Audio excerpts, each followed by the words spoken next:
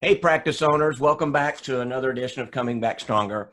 I'm very honored and excited to have our guest on today, a longtime friend of the Profitable Dentist magazine, contributor, just all around good person. All the things that we get always, her articles always seem to get a lot of clicks and looks and likes and reads. And I think it's mostly because there's a lot of content there. So Rachel Wall, Inspired Hygiene. Rachel, how you doing today? I'm doing great. Thank you for inviting me. Well, you look nice and comfy quarantine there. Thank you. Thank you. Yeah, I escaped to my office today where I have much better internet. Yeah. Well, and I've told people I'm in we own most of this building, and I can look out front. I'm the only car in the parking lot. Yeah. The only guy in the building. Yeah. Have been, and I just I'm old and set in my ways. I kind of have to have my routine. So Yeah. fortunately and unfortunately, nobody's here. So Yeah. I quarantine in my office too. Yeah. So, Yeah. It's good to keep those routines in place. Absolutely. As much as we can, at least. yeah. Well, so Yeah. we're in about week 6, I think. We're getting back to normal, or where we're not, some states you can go back. I think Georgia and Texas, maybe.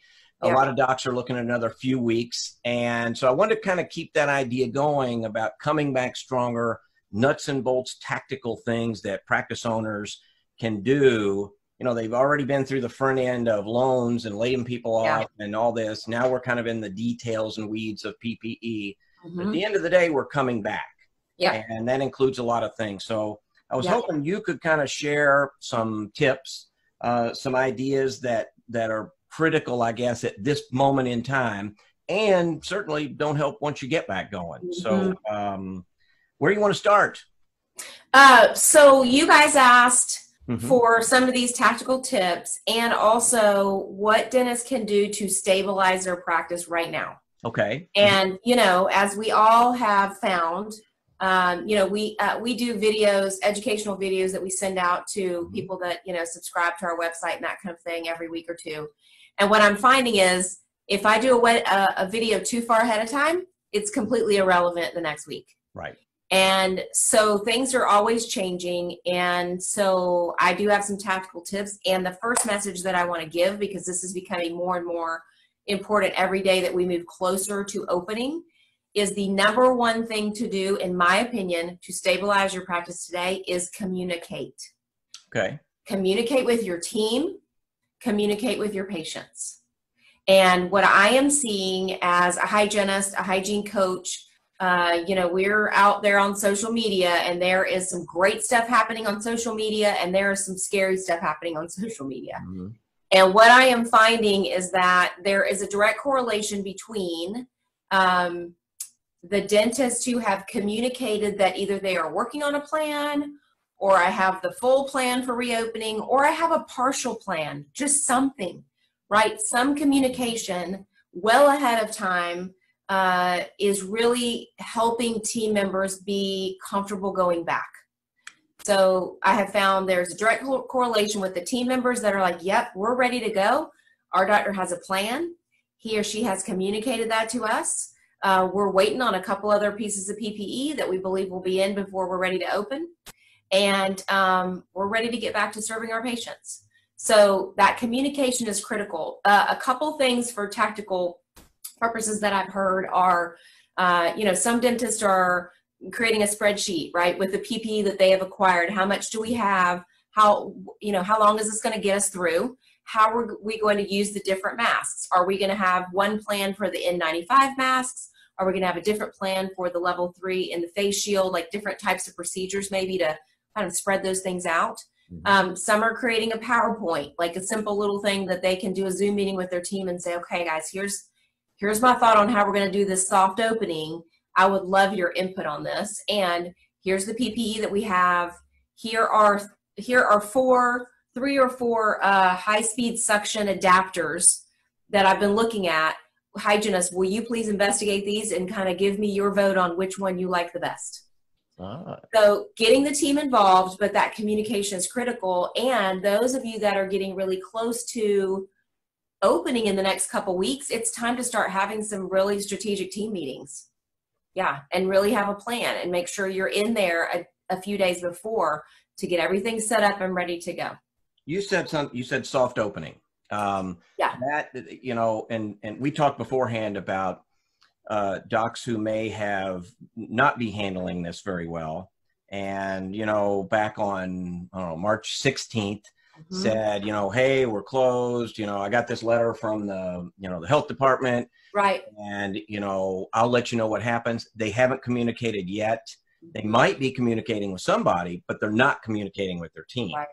Right. And that is, you know, we talked about that before. That's a lot more prevalent than I think we'd like to think, or is healthy. Yeah, I agree. And certainly too, team members, you know, I think in general, we just all need to take responsibility for our own communication, our own actions. So certainly team members can reach out and say, hey, doctor, just how can I help with preparing a plan? You know, can I volunteer to set up a Zoom account for us? You know, we can get a free account and then I can be in charge of that, and let's get everybody together and start having some meetings. You know, some team members are going to feel more comfortable doing that than others. Some doctors are going to be more receptive to that than others. But certainly we all play a role on this, and we've all got to really work together and collaborate to make this a success. So that would be my number one, is communicate with the team first, and then immediately communicate with your patients. So if you have not sent any messaging out over this time, you've got to do that now. Right? Even if it is, and video is great. If you're doing a mass broadcast that is an email or through your patient messaging, you know, system, if you can do a short video, or even have somebody on the team do a short video, just saying, hey, we are preparing, we're securing all the proper PPE. You know, we're really doing everything we can to make sure this is safe for our team and for you. And we will be in touch. We're going to start calling you next week. Whatever it is, or just something. And remember too, the patient's level of comfort is going to be very much influenced by your team's level of comfort. So it's important to get them on board. And, you know, if you have some team members that maybe they're not ready to come back, maybe you are, but they're not quite ready, just say, okay, how can we work together on this? Right? How can we work together? Maybe if you do a soft opening with part of the team, those folks that aren't quite ready, they can hold off for a couple weeks, right? And, you know, that doesn't necessarily mean that, I mean, I think it's important. I was talking to a dentist this morning that he communicated, he's like, I'm totally fine with that.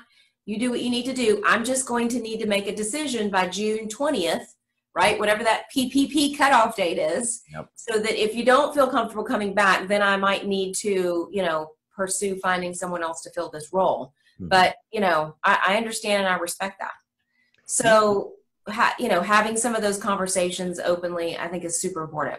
I think also keep in mind there are two, for anybody that's listening, it may, you tell me what you see out there, Rachel, because I know you talk to a lot of people.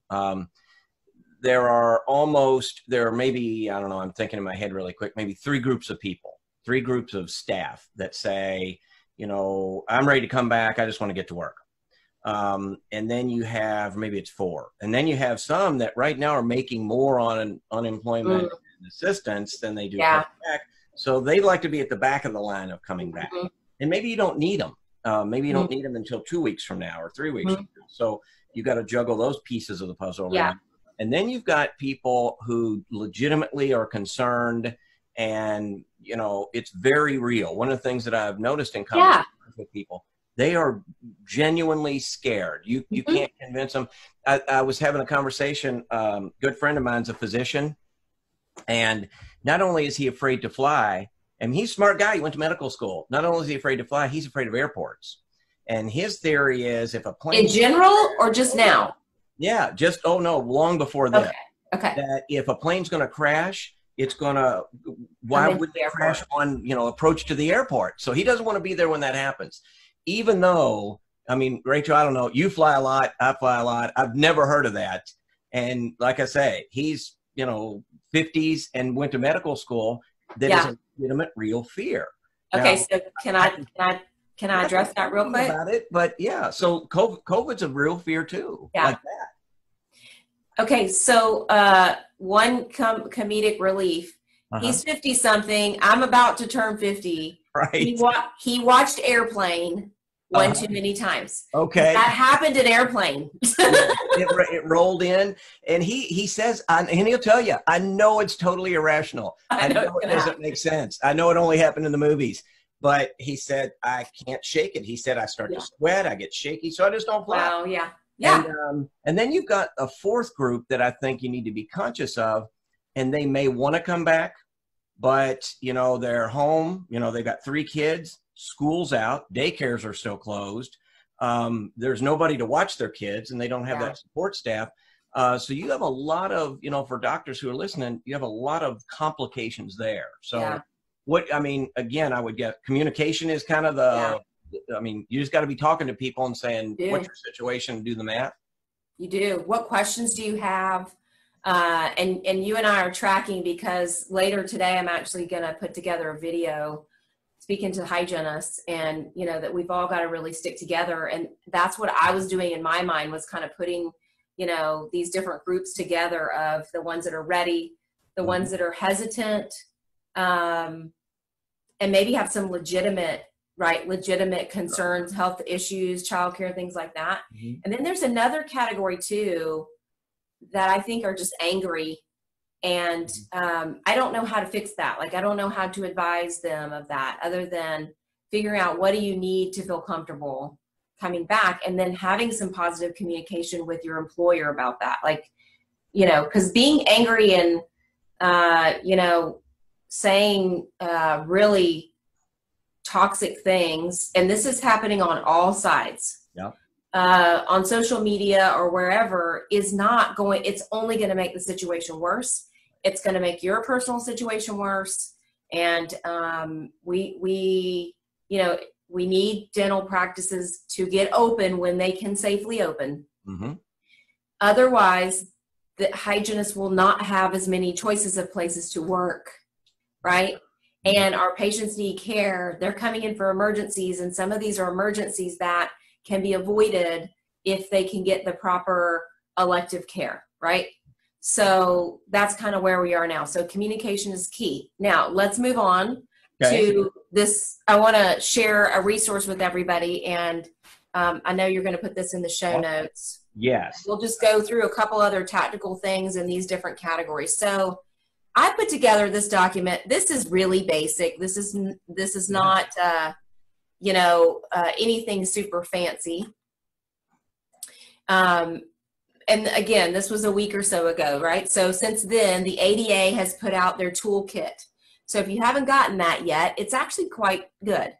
And I would suggest you do that. You could just search for this ADA toolkit. It'll pop right up. You put your name and email address in, and then they'll send you this big long document. They even have a screening checklist for patients when they come in. So just a lot of good stuff. So I'm actually going to just default the whole clinical safety piece to that toolkit and all of the amazing OSHA experts and infection control experts that we have in our industry. And I don't know if you've had any of those folks on yet, but that might be a good, Tomorrow morning is our first. So one of the things I've transitioned to, is having my people reach out to sort of the officials. Yeah. And that has worked really well. And really up to this point, Rachel, it's been a lot of fuzziness and afraid to lock it down. But, if we're going back, you need to start somewhere. So this is the best plan we have today. Exactly. It might change tomorrow, but it's a good plan today. That's exactly right. And there is going to be still some fuzziness and some differences in pieces that we look at. And what we know is that there cannot be 100% guarantee, right, on anything in life. And we worked with risks. Maybe it wasn't COVID, but it was other things for however many decades. I've been in this for 30 years almost. So we will get through this. So, all right. So clinical, I'm assuming that I'm going to say that I believe the clinical piece, the clinical safety piece is probably the piece that the team is the most concerned about, right? Obviously. So really dial that in. The next thing that I would suggest is having a scheduling plan. So we did a webinar a few weeks back, and I can give you the link to that as well, Okay. that you could put in the show notes, that was all about scheduling. Now, again, a few things have changed since then, but I still think if you're going to be opening in the next couple weeks, start looking at your schedule now and start identifying what we call these best fit patients, right? These are the patients that had pressing dental needs during the closure, and you want to get them back in as soon as you can, okay? So identify and scheduling these best fit patients. I'm just going to kind of go through one of these in each section, and then I'll stop share so we can talk a little bit more. Okay. The communication plan, we talked about that actually, is to have this written plan, share it with the team. So we'll talk about that. I have one other tip I want to offer for that. And then financial plan. So like you said, most dentists have been working with their CPAs and financial planners on securing some of the relief funds that have been out there for us. That's something that we at Inspired Hygiene have been working on too. And but there's some other financial pieces that are going to come up, like your production goals. You know, I think it's reasonable to set a weekly production goal, even if you're in a soft opening. You know, maybe your weekly production goal before was $20,000, and maybe now it's 10 for the next 2 weeks. But set some kind of goal that you can strive for and some success to celebrate. The other thing that I expect, actually I'll talk about that when we kind of come back to full screen. Mm-hmm. And then clinical care standards. So just keep your high standards in place with regards to diagnostics and treatment planning. So here's what I'll do is I'm going to stop share. Everybody can look at the show notes for where to get this document. But I think it's good to just... You want to say that real quickly, share that link and where they can get it from your website, from Inspired Hygiene, and then I'll also put it in the notes so anybody can absolutely get it. It's inspiredhygiene.com/resources. Okay. Yeah, so there's a page there that you'll see this, and I think we're calling this the outline or the checklist for reopening. Awesome. Thanks for sharing that too, Rachel. Absolutely. All right, so let's talk just in a little bit of detail about identifying and scheduling best fit patients. Mm-hmm. So again, these are likely patients that had pressing needs. I know one of the things that teams are doing right away is scheduling crown deliveries, right? And that's something that we can do with fairly low aerosol. So I talked with one team yesterday, and they're bringing back their assistants and doctors first for the first week to just focus on some of those types of things, right? Some of those things that we can get patients in that are simple, and then they're waiting till the next week to bring hygiene back in, okay? So something to consider there. When you are planning the hygiene schedule, probably going to need to plan a little more time than we have typically had for those hygiene visits for now, right? For the next few weeks maybe. Mm-hmm. And some dental practices are staggering operatories. So maybe they're having, you know, a patient in Op 1, and then they put the next patient in Op 2, and Op 1 sits empty for a while. You know, we just don't know about the aerosols. There's a lot of conflicting advice. You know, maybe it lands on the surfaces, and when we disinfect, it's fine, or maybe it stays in the air a little bit. So that's just one thing some folks are doing for the first 1 to 2 weeks during the soft opening. I don't know if we're going to get any additional information on that. Who knows? You know, but hopefully we will get, there'll be some science coming out around that, I would hope. Mm-hmm. And then those patients that maybe could hold off a little bit, maybe asking them and saying, hey, you know, there were a lot of patients with pressing dental needs during the time we were closed. May I have your permission to scoot your appointment out a bit? And I'm not sure I can give you an exact date now, but I'm going to call you. We're having a list coming, you know, and I've asked them a few questions ahead of time. You know, are you having any concerns? Do you have any discomfort? Are your gums bleeding? Does you and your family have any dental concerns? And if they're like, no, and you know from your records that they are typically very healthy, then it might be okay to push that patient out a bit to get some of these folks in. This scheduling thing is going to get complex because, you know, one thing that was brought up to me this week was, you know, we're now, if we look into October, we're going to have this big gap where we had patients, but I think we're just going to slide everything right. And I think that gap's going to get filled. Now, I don't necessarily believe that, you know, you're going to have a rush of patients knocking down your door. I think it's going to be a mix. I think it's going to be some patients that are like, yeah, this is like right up there with getting my hair cut. I need to get it and get my teeth cleaned, or I need to get this root canal taken care of. And then there are going to be some patients that I've got to go back to work and I can't take time off right now because I've been off for so long. Or, you know, I'm just not quite ready, but maybe put me on your list for next month. So I think it's going to be different for every practice, obviously, but I think there's going to be a blend of that, and it's going to work itself out, obviously, but it's going to get a little tricky in the meantime. All right, so best fit patients. So we talked about communicating that plan. Oh, the other thing I was going to share is I've heard some doctors are doing a Survey Monkey and asking some questions of the team in an anonymous way. Hey, you know, what are you concerned about? What for you is the most important piece of the clinical safety plan? You know, what are you excited about with going back to work? So maybe mix it up and put some different questions in there to just kind of see where everybody stands. You know, if we were to stagger the team, and you could say, I want to be on the first round, or I want to wait and be on the second round. Do you have any preference there? And certainly you can word it the way that you want to make sure that you're positioning things with the team. But it's kind of a nice way to get some, you know, if you're in a small practice, you can usually maybe figure out like which person is saying what, but you know, some somewhat anonymous feedback, and then have even some one-on-one conversations. You know, what questions do you have? How can I help you feel more comfortable? And team members that are watching this, you could do the same thing, right? Call your doctor and say, hey, I have a few questions. I want to get back to work. I'm going to be honest, I'm a little nervous, but can you help me out with these few things and just share with me your philosophy around this? And then you've got to decide as a team member, are you okay with that? I think part of the issue might be, and I'm guessing here, there could be some people that are really nervous about going back. Maybe there were some ocean infection control guidelines that were not in place to begin with. Right. And they just don't see those things being resolved in this situation. So, you know, if that's the case, then that's a different conversation of, is this the right practice for me? You know, yeah. And you got a lot of docs who are, I think, you know, sort of infection control, you know, it's fine. And they want to flip that switch and just say, okay, let's go back to the way we were. Let's go back to normal.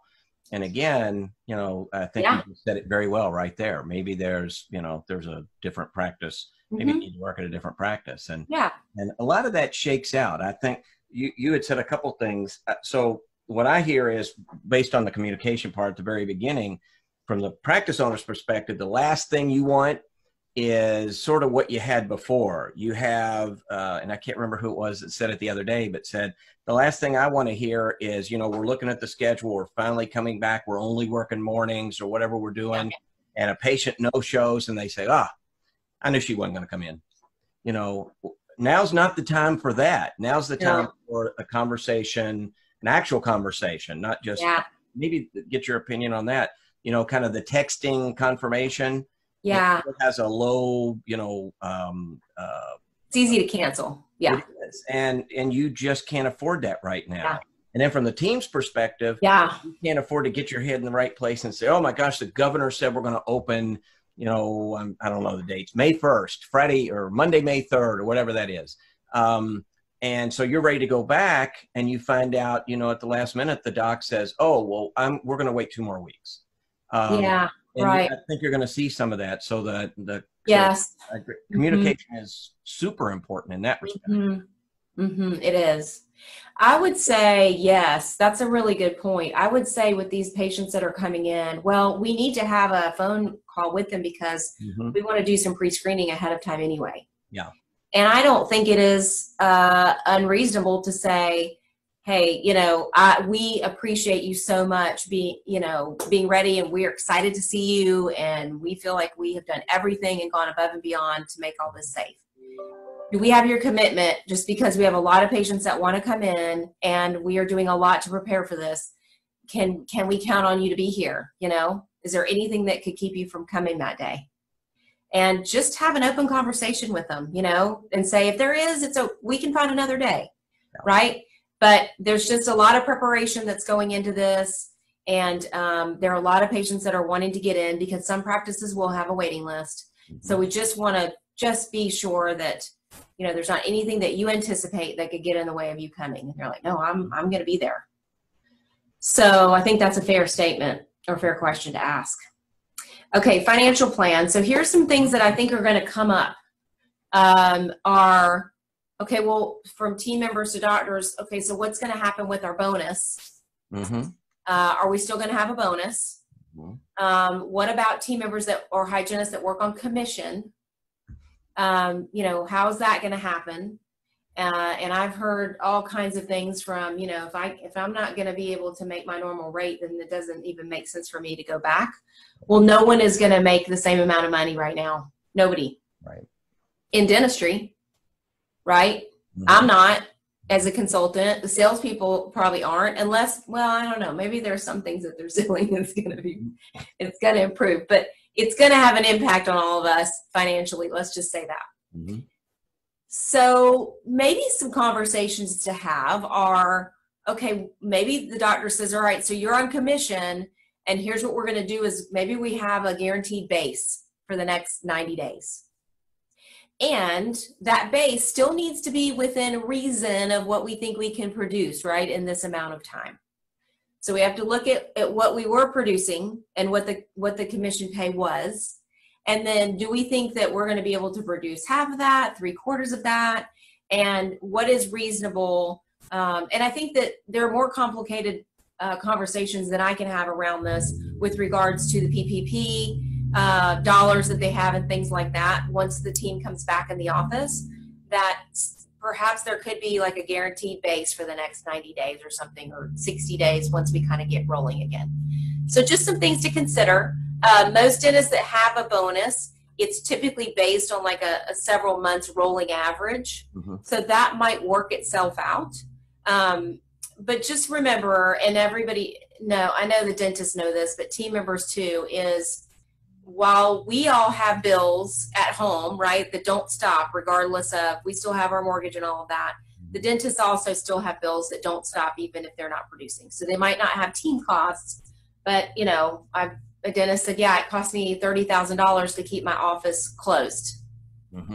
So just keep that in mind. And I know this isn't we don't want to make it a money conversation, but these are just some things that are going to come up. And I think it's good to be prepared for this and to start thinking about that. So what about time frame? And I know, you know, nobody has a crystal ball, but yeah. And let me just share how I'm looking at it. Maybe you can, okay. Same thing. We own a business, like, you know, owning a practice. I'm looking at this in chunks of time. So I'm looking at it in fact, when we go back today and tomorrow and about 5 days, about a week, and then maybe we can stretch it out to weekly look at it. So you're not changing a commission plan forever. Right. Changing a commission plan until we're back on to smooth sailing. Yeah. Look at it again. And just be conscious of that, maybe.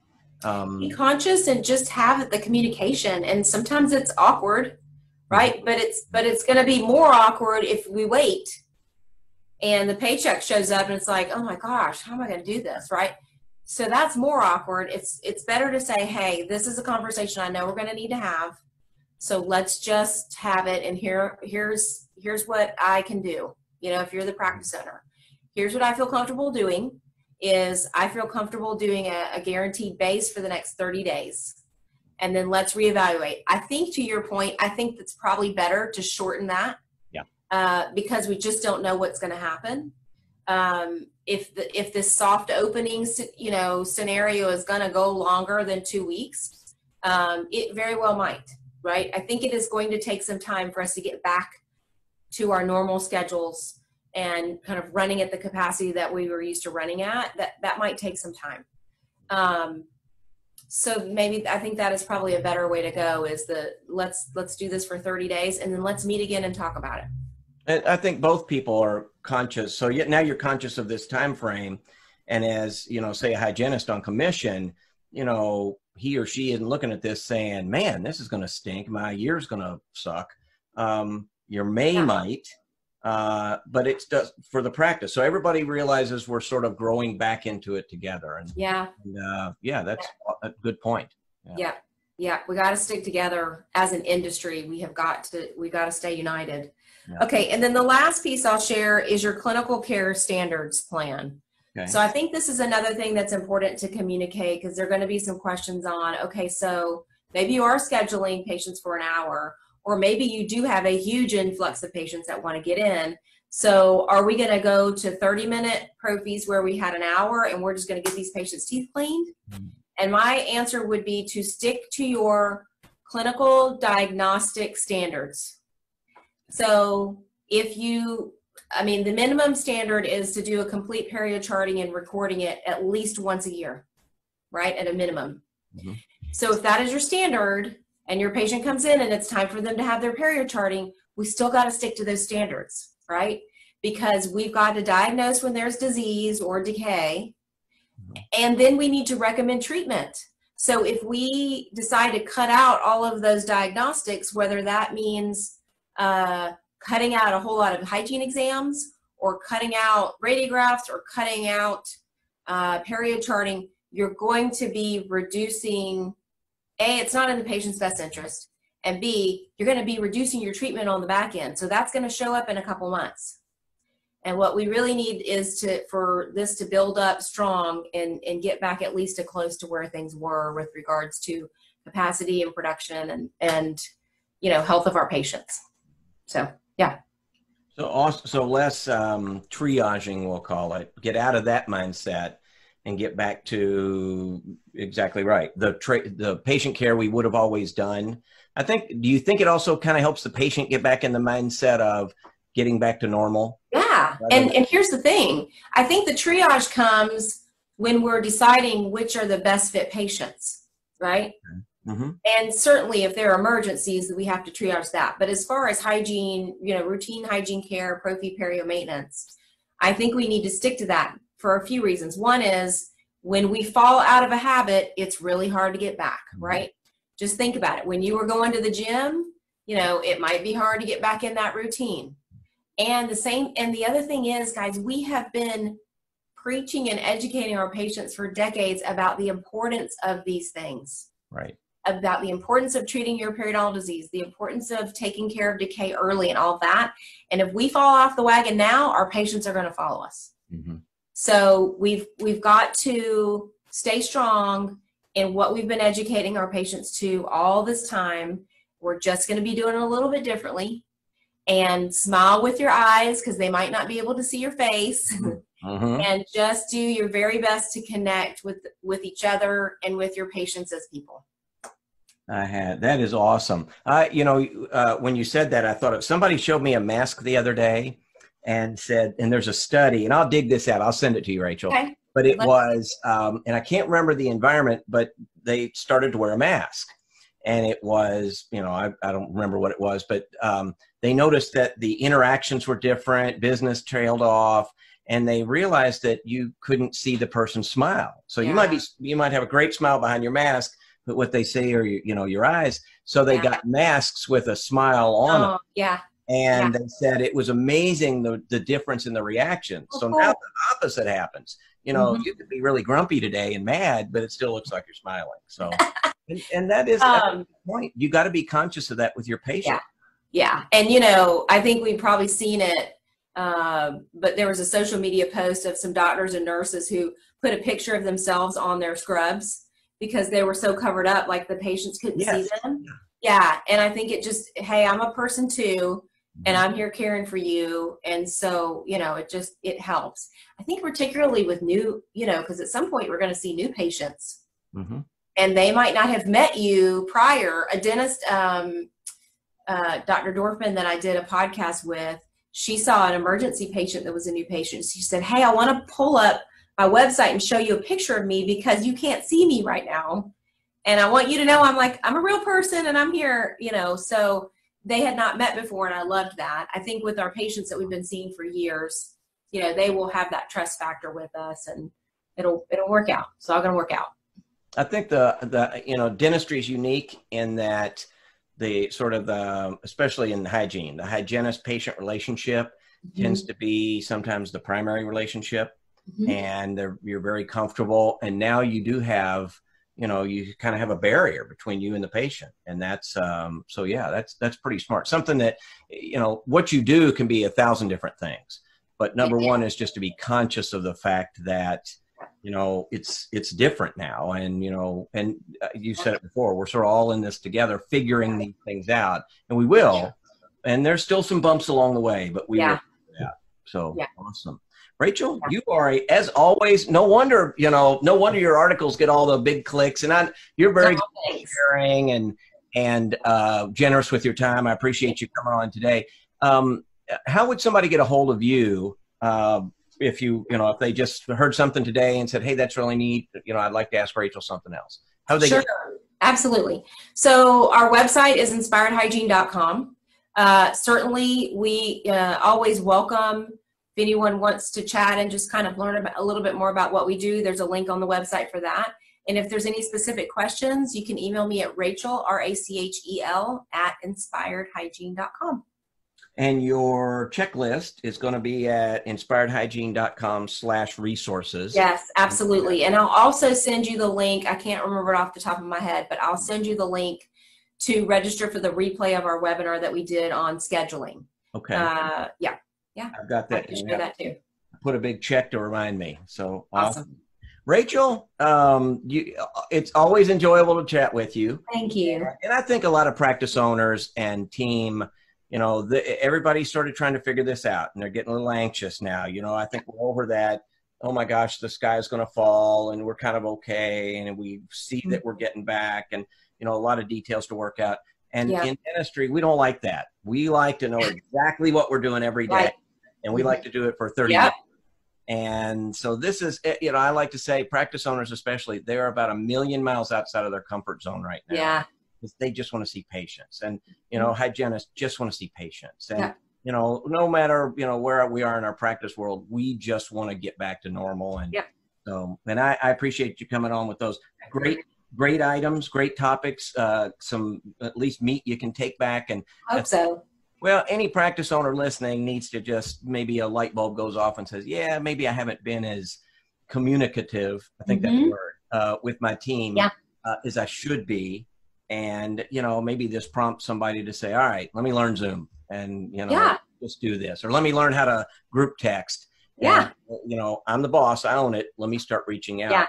And I think you're equally right. The team, you know, don't hesitate to say, hey, Doc, we're excited. What can we do to help? And so awesome. Great advice, great tips. Rachel, I hope to see you, you know, on the road somewhere soon. I know. I hope to get out of here. Too. I hope so too. I was on vacation in Hawaii 2 weeks ago, so, you know, I'm not happy about that either. But yeah, we had a couple things we had to cancel too, and man, that was the initial disappointment. And now we're moving on. It's like, it seems like so long ago, right, that all of this started. But yeah, we'll get through it. Awesome. Rachel, I appreciate it. Thanks for coming on. And practice owners, hang in there. Come back stronger. Rachel, we'll see you soon.